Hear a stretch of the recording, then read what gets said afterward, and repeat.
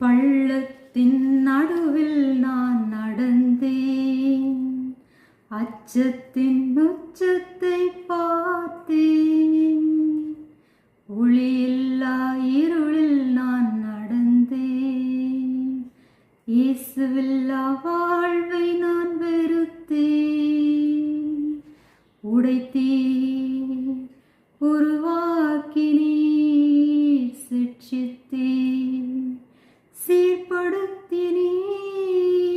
புடமிட்டீர், புதிதாக்கினீர், பிரித்தீர், பிரியாதிருந்தீர். எனக்கு யாருண்டு? கலங்கின நேரத்தில் உம் கரம் என்னை நடத்தியதே. எனக்கு யாருண்டு?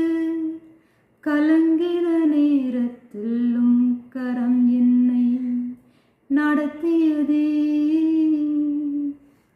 ஏசாயா 49 அதிகாரம் 16 வசனத்திலே சொல்லப்பட்டிருக்கிறது, இதோ என் உள்ளங்கைகளில் உன்னை வரைந்திருக்கிறேன், உன் மதில்கள் எப்போதும் என் முன் இருக்கிறது.